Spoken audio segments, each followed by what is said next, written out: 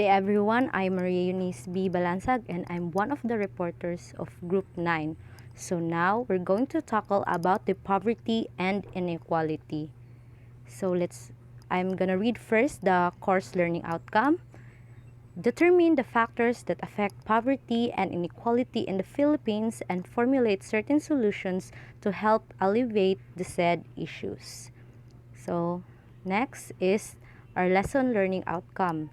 So at the end of the discussion, the students are expected to first understand the concept of poverty and inequality. Second is to identify the causes and effect of poverty and inequality in the Philippines. Third is to create certain solutions to help lessen poverty and inequality through a video campaign. And last, appreciate the value of the programs implemented by the government through a team building game. So let's jump to the lesson proper now. So what is poverty? So this word kay permanent nato siyang mapaminawan bisan pa og sa matag adlaw. But what is poverty? What is the meaning yun sa poverty? So poverty is a general scarcity, dearth, or a state of one who lacks a certain amount or material possessions or money. So when musulti ta og poverty or kapobrehon, mao ni siya ang kakulangon sa atong mga panginahanglan para sama sa kanang kwarta or kanang mga butang. And another meaning pod is poverty is not having enough money to meet basic needs, including food, clothing, and shelter. And according to World Bank Organization, poverty is hunger. Poverty is lack of shelter. So when we say poverty, another meaning po sa poverty or kapobrehon is ang kakulangon sa kwarta para magamit para sa ato ang mga panginahanglanon sa matag adlaw, pareha ang mga pagkaon, sanina o pambalay sa kanang naay atoong kapuy-an. Then sama sa giingon pod sa World Bank Organization, poverty is hunger. So gi-emphasize ni diri nga kuan kanang naay usa sa mga basic needs nato is food, and if there's no food kanang we have kanang lack or nagkulang ta sa food, mo to nga mo result po siya into poverty. Then poverty is also a lack of shelter, which means dili kanang agkapobrehon is nagkakulang pod sa ato ang kuan kanang shelter or sa ato ang kapuy-an sa kanang, and when nagkulang ta sa atong kapuy-an, it means that there's a risk of your life and kuan dili secure ang imong kinabuhi.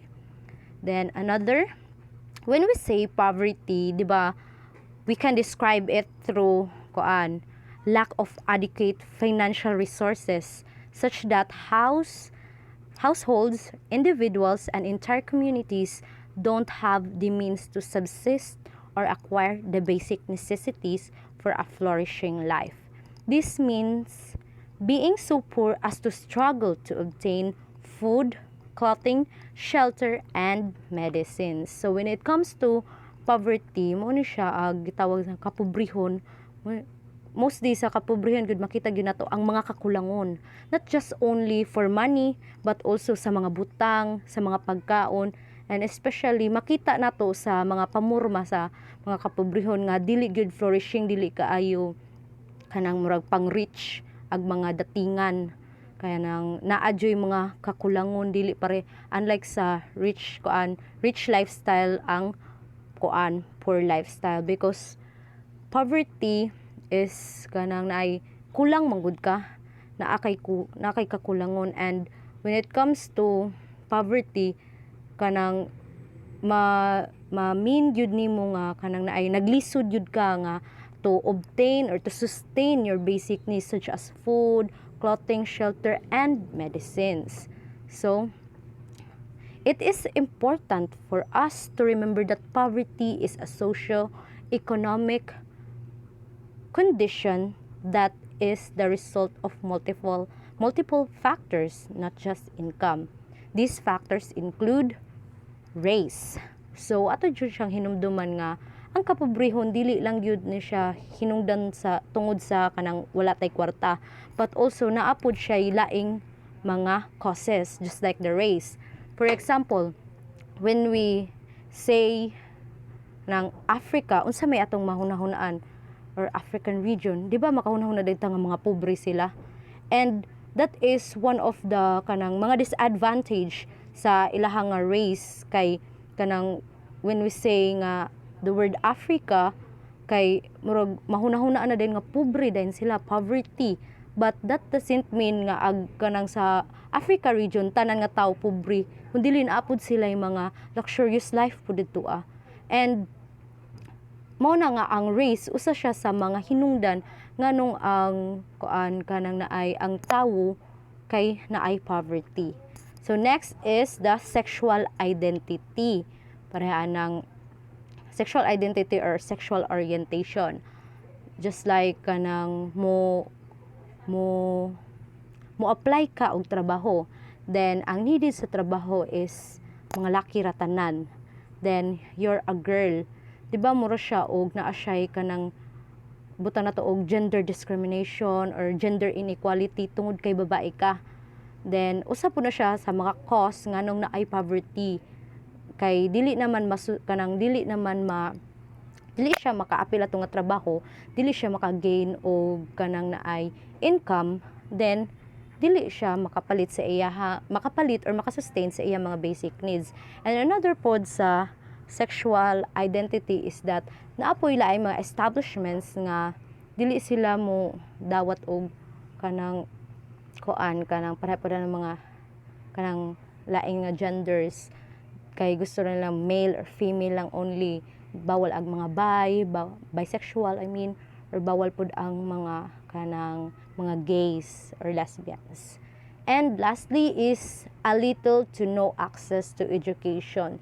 So being an illiterate person or less access to education.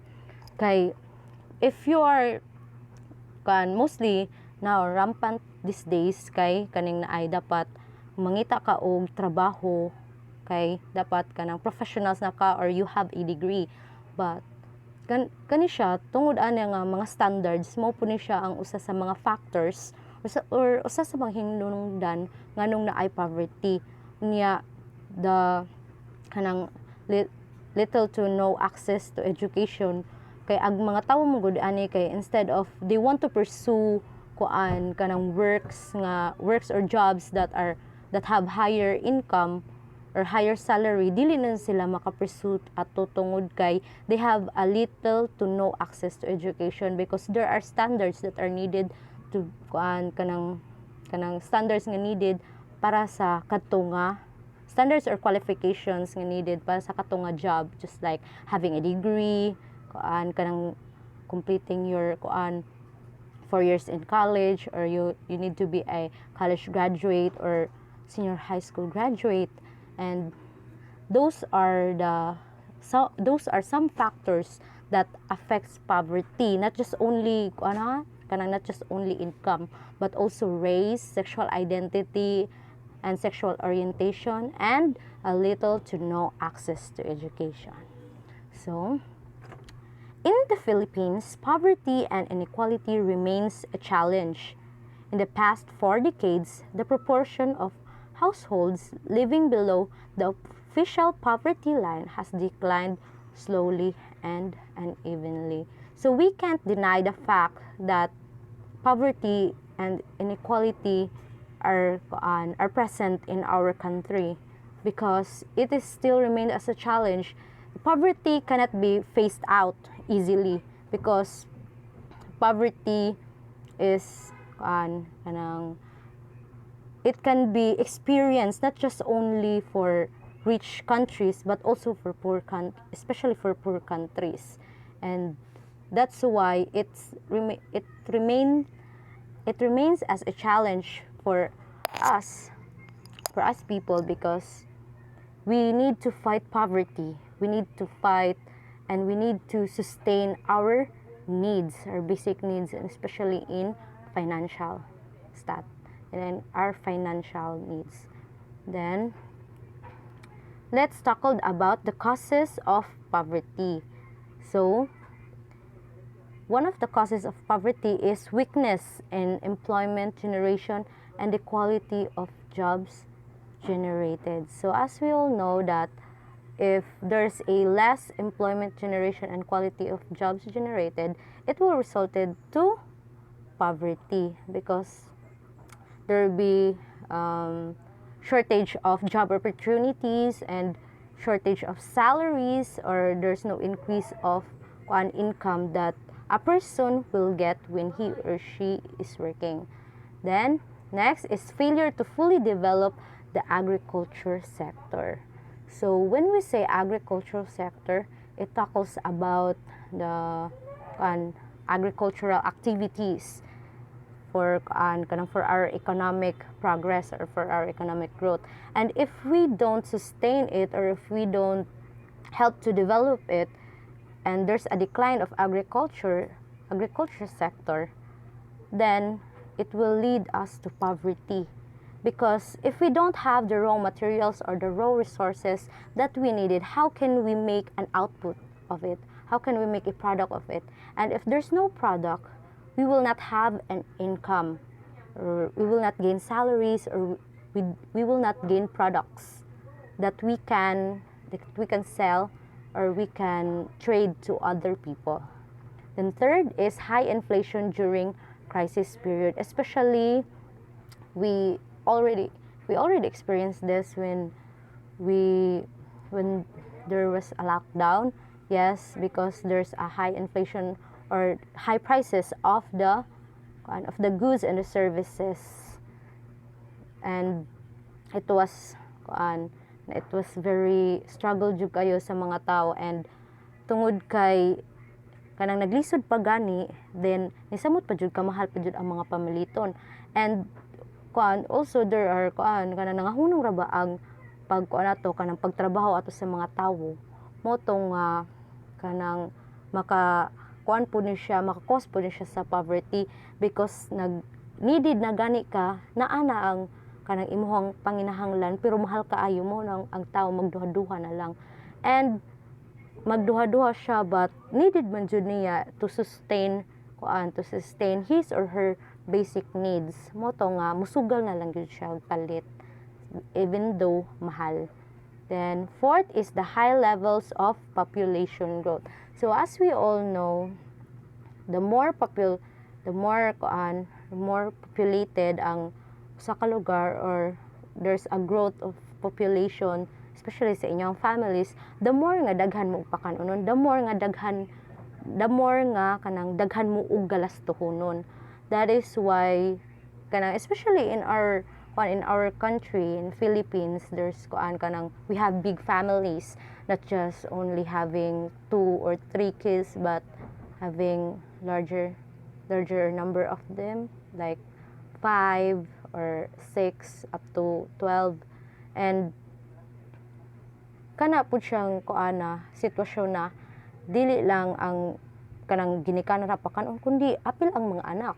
So kanang the more nga daghan mo, the more pud nga daghan pud ang kanang kinahanglan gastuhan, kinahanglan providean sa mga panginahanglan, sa mga basic needs, especially sa karon nga time nga kanang naay dapat makakaon sa kanang nakakaunta kay para natay mga kusog niya, daghan mo sa inyong pamilya. So mausap po na siya maka-cause sa poverty, tungod kay kanang daghan na mo, then daghan pa inyong mga needs, unya lack pag jud mo sa financial sa inyo or sa income ninyo, then it will cause poverty.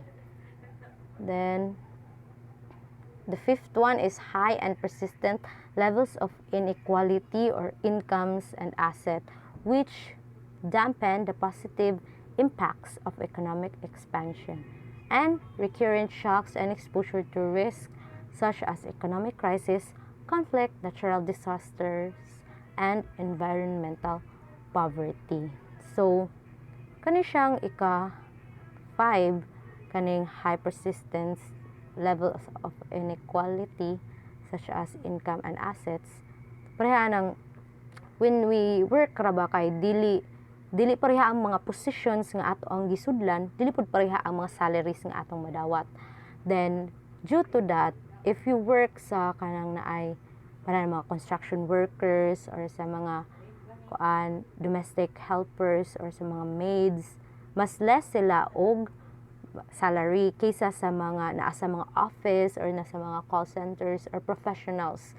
And it is one of the causes of poverty because mas manggod ka nang naay damor nga daghan mo sa iyong pamilya, damor nga needed mo og kanang daghan mo og mga needs, but gamay ag kanang naay income ninyo or gamay ang inyong mahatag nga kwarta para sa inyong pamilya, damor nga kanang mas daghan mo og mga lacks, daghan mo og mga kakulangon.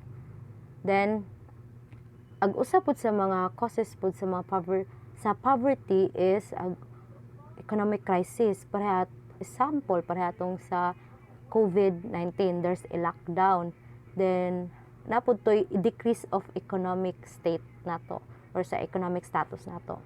Then napoy mga conflicts, pareha ng mga wars, di ba? Usa man na siya sa mga cause of poverty kay mas dako manon og gastuhan ang gobyerno para sa kanang naay para sa wars kaysa para sa mga tawo. The natural disasters para na mga bagyo na ay kanang pagbuto sa bulkan or sa kanang mga linog, di ba kana siyang natural disasters, usa po na siya sa mga cause of poverty kay kuan man mga phased out mostly ag kanang na inyuhang pangipanghaguan or kanang mga resources ninyo sa inyong panginahanglanon sa matag adlaw kay kanang murag mangita mo ayo ba kanang pareha ng bagyo, di ba kanang naay mga guba tanan na instead of na ana mo gipananom ato nga kanang mga humay nya anihuno na lang nya gibagyo man mo to nga kanang mga wagtang ba mawagtangan og opportunities, mawagtangan to nga katong inyuhang higayon unta para makaani atong humay para sa inyong panginahanglan nya gibagyo man mo to nga usa sa mga rason nganong maglisod ang tawo or naay pagkakulangon sa to meet their basic needs. That's all, and I'm giving the floor to Miss Tricia Lumawag to continue our reporting. Good day everyone. So I am Tricia Lumawag and my topic is about inequality. So what is inequality? Inequality refers to the phenomenon of unequal or unjust distribution of resources and opportunities among the member of particular society. Economic inequality, also known as income inequality and wealth inequality, is the difference found in various measures of economic well-being among individuals in a group, in a population, or in a country. It is the unequal distribution of income and opportunity between different groups in the society. So economic inequality is about kanang unequal distribution of income and opportunities between the different group in the society. So it means that mabilang ani is kanang job opportunity. So di tanang kanang sa isang country, di tanang tao bisag kanang nang graduate o nakagraduate sila o kanang colleges makakita dali og trabaho because of the unequal distribution sa opportunity. So kanang bale mahug na siya nga sa unemployment. So mabilin siya sa inequality nga kanang makita nato sa atong society karon. Next, we have economic inequality is a concern in almost all countries around the world, and often people are trapped in poverty with a little chance to climb up the social ladder. So ang inequality is dili sa atong country makita, but sa tanang country kay kanang economic inequality is tanang country is nag problem ani kay di man kanang fair jud gan sa reality, kay di man jud fair kanang mga opportunity nga mahatag sa kanang people, especially sa isa ka country, di ba? So kanang na-mention ka ng mga standard na mga qualification nga sa isa ka trabaho. So dili man tanan qualified para mo apply para mo maka get nga trabaho. So kanang di sila maka-grab sa opportunity nga makatrabaho. So kanang mapila si ana. So sa lain pug kanang mga kuan sa mga problem parhaan sa kanang sa mga kanang health sa about sa health, di ba? Kanang di maputa na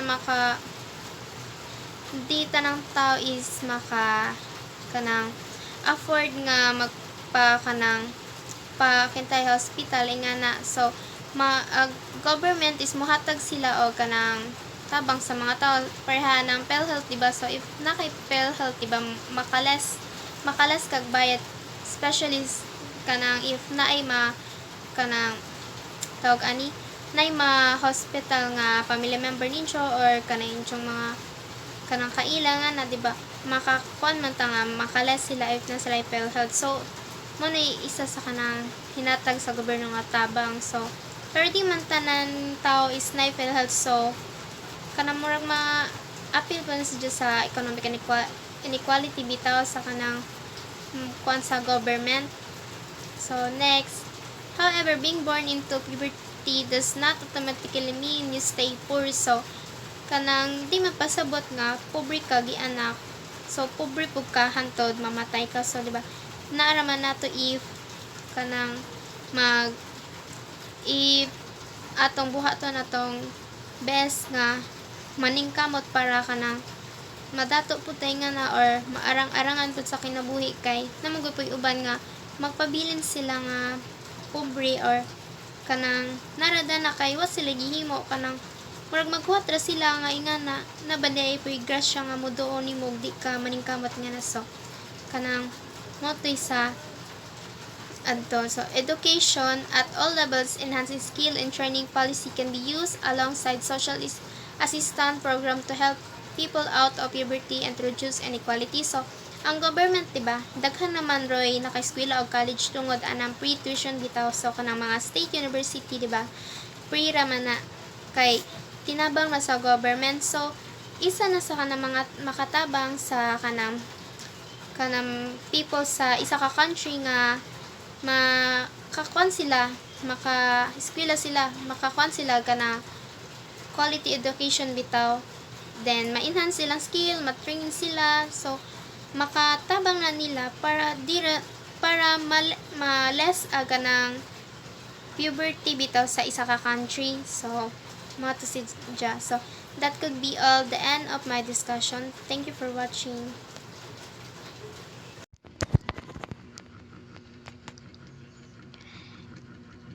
Thank you so much, Ms. Trisha. So once again, good day, Social Studies 22.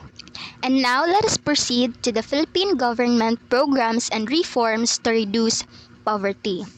So since poverty is one of the issues that our country is facing today, our government has implemented programs and reforms in order to address this issue. So from 2015 to 2022, the rate of poverty in the Philippines declined from 21.6% to 16.6%. So ning ubos ang poverty rate sa Philippines gikan 2015 padong 2022. It is because Philippine President Rodrigo Roa Duterte has aimed to reduce the rate of poverty, and by 2022, he also aimed to reduce poverty to 14%.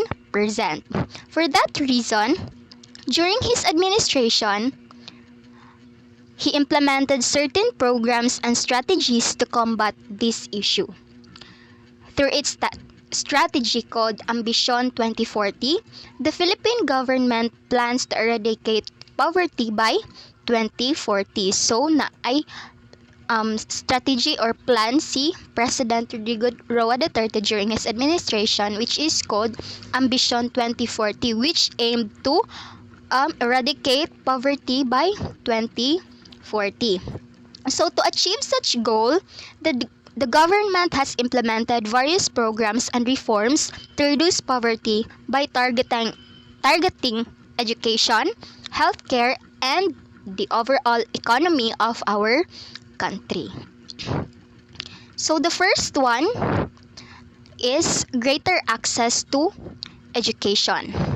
So the Philippine government signed the Universal Access to Quality Tertiary Education Act of 2017 that encourages more people to enroll in higher education to address the issue of education inequality. So the Philippines signed this act in order to promote education equality aron daghang mga estudyante nga makaskwela nga free, wala nay tuition. So the government subsidizes the cost of tuition fees for state universities and colleges students. So kadtong mga state universities and colleges, free ang tuition ana nga mga eskwelahan. However, private institutions also have access to a tuition subsidy. So, other programs that has been implemented to improve the access of education in our country would be Basic Education Facilities Fund. So sa elementary schools or sa DepEd na sila implement nga program nga i-provide sa Department of Education ang mga facilities nga kinahanglan sa school kanang pagpa-improve sa mga classrooms and other mga materials such as chairs, mga kinahanglan sa TVL nga course. So sila mo provide anang mga kinahanglan nga gamit ang Department of Education. Other is computerization program. So naigi-provide pod ang Department of Education nga mga computers, mga tablets para i-improve ang learning sa mga students within the school.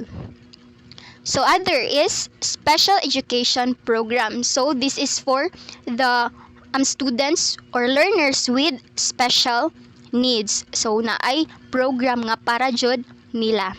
And then the next one is Madrasa Education Program. This is for the kadtong mga Muslim nga people, especially in Mindanao. And then Indigenous Peoples Education Program or IPED. Alternative Learning System Education Skills and Training or ALS. And Scholarship Program. So this is very common and daghan tang nahibaw-an ani. So mga scholarship programs such as DOST or the Department of Science and Technology Scholarship Program, the Hawa Kamay Scholarship Program, the Bangon Marawi Scholarship Program, UNIFAST, and CHED Scholarship Program, and Tertiary Education Subsidy or the TES. So pwede ka mo avail ani by qualifying the qualifications nga ilang gihatag aron nga ma-providean ka og scholarship. Next is the greater access to healthcare. So an effort to improve the healthcare system, President Rodrigo signed the Universal Healthcare Act that provides access to the full spectrum of healthcare by enrolling citizens in the National Insurance Program and granting health coverage to all. The Philippines would also allocate more funds to PhilHealth, which will improve the quality of service and lower cost of medicines. So in order to combat poverty, one of the programs nga gi-implement sa ato ang government is the greater access to healthcare. So naay gi-implement during the President Rodrigo Duterte's administration, daghan siyang gi-implement nga program para nga mas greater og access ang mga tao sa healthcare, such as the PhilHealth, the Malasakit program, and the government also signed the Universal Healthcare Act and National Immunization Program, Women, Men, and Children's Health Development Programs, HIV, AIDS, and STI prevention, emerging and re-emerging infectious diseases, integrated health control, food and waterborne diseases prevention and control, and national dengue prevention and control programs.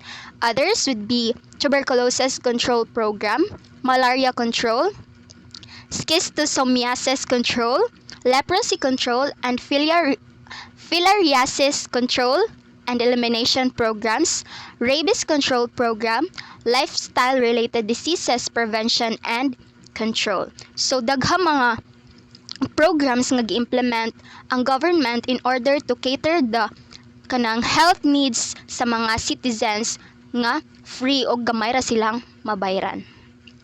And I think that would be all for my topic. Thank you. So we have the family aid. First is the 4-piece Matawid Pamilya Pilipino program. Whereas ang naka-avail ani kasgan sa Pinas kay ang mga family nga kanang naglisod then daghan ang nag-eskwela pero ang income sa ginikanan is kamera so kasagaran ani kay na-apply ang mga kanang mga like especially makadawat ang mga bata niya na eskwela M3 to college na siya. So next is kapit bisig laban sa kahirapan, comprehensive and integrated delivery of social services, or we called Kalahi CIDSS. Next is the National Household Targeting System for Poverty Reduction, or Listahanan. Next is the Sustainable Livelihood Program. And lastly, Social Pension Program for Senior Citizens. So as we all know nga, kanang mabantay na to nga basta maabot ng 60 ang edad sa atong lolo or mamagpapa kay pakadawat na sila og kanang social pension, especially no sa mga kanang wala na trabaho sa government katong walang trabaho kanang tong non-government bitang trabaho mo na sila kasagaran makadawat og social pension. Next is economic improvement. We have the rice tariffication law. So this law aims to benefit local farmers by creating a more efficient and competitive agricultural system. Next is the Bayanihan to Recover as One Act, implemented by the Philippine government to stimulate and accelerate the recovery of the Philippine economy from the adverse impact brought about by the coronavirus 2019. So, di ba sa time sa itong nabot ang coronavirus, we have the pandemic, di ba nga? Ato nga time is kuan jud ang Philippines na murag naglisod jud kay syempre nabot ang kani nga pandemic nya asa man tag kanang mga supply, especially supply sa syempre sa food kay natay time nga kanang dili pwede magawas-gawas kay tungod sa virus bawal mo gawas di ba so we Filipino no nagbayanihan ta to recover sa aning nga virus. We have also the build to 30 administration created the build infrastructure plan in 2017. So late President si Duterte nag-create sa aning build in 2017.